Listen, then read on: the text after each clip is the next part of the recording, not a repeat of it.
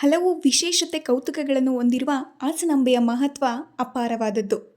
ವರ್ಷಕ್ಕೊಮ್ಮೆ ದರ್ಶನ ನೀಡೋ ಈ ದೇವಿ ನಂಬಿದ ಭಕ್ತರನ್ನ ಎಂದಿಗೂ ಕೈಬಿಡೋದಿಲ್ಲ.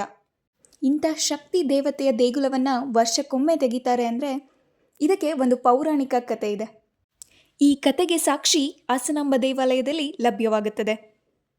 ಅಂಬೆಯ ದೇಗುಲದ ಮುಂಭಾಗದಲ್ಲಿ ಸಿದ್ದೇಶ್ವರ ದೇವಾಲಯವಿದೆ. ಈ ಸಿದ್ದೇಶ್ವರ ಸಪ್ತ ಮಾತೃಕೆಯರ ಹಿರಿಯ ಸಹೋದರನಂತೆ.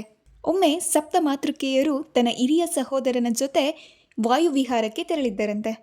ಹೀಗೆ ಸುತ್ತಾಟದ ಸಮಯದಲ್ಲಿ ಸಿದ್ದೇಶ್ವರನಿಗೆ ಬಾಯಾರಿಕೆ ಆಯ್ತಂತೆ. ಆತ ಸಮೀಪದಲ್ಲಿದ್ದ ಯಾರದೋ ಮನೆಯಲ್ಲಿ ನೀರನ್ನು ಇಸ್ಕೊಂಡು ಕುಡಿದನಂತೆ. ಇದಕ್ಕೆ ಸಿದ್ದೇಶ್ವರನ ಮೇಲೆ ಸಪ್ತ ಮಾತೃಕೆಯರಿಗೆ ಕೋಪ ಬಂದಿರುತ್ತೆ. ನೀನು ಯಾರದೋ ಮನೆಯಲ್ಲಿ ನೀರು ಕುಡಿದು ಪ್ರಮಾದ ಮಾಡಿದ್ದೀಯಾ? ಹೀಗಾಗಿ ನೀನು ನಮ್ಮ ಮುಂದೆಯೇ ನೆಲೆಸಿ ವರ್ಷಕ್ಕೊಮ್ಮೆ ಮಾತ್ರ ನಮ್ಮ ದರ್ಶನವನ್ನು ಮಾಡು ಎಂದು ಶಾಪವನ್ನು ಕೊಡ್ತಾರೆ. ಹೀಗಾಗಿಯೇ ದೇವಾಲಯದ ಬಾಗಿಲನ್ನು ಮುಚ್ಚುವ ಮುನ್ನ ನಡೆಯುವ ಸಿದ್ದೇಶ್ವರ ಜಾತ್ರೆಯಲ್ಲಿ ಸಿದ್ದೇಶ್ವರ ಹಾಗೂ ಅಂಬೆಯ ಮುಖಾಮುಖಿ ಮಾಡುವ ಪ್ರತೀತಿ ಇದೆ. ಹಾಸನಾಂಬ ದೇವಿಯ ಬಗ್ಗೆ ಇರುವ ಇನ್ನೊಂದು ಕತೆ ಇದೆ, ಅದೇ ಸೊಸೆಕಲ್ಲು.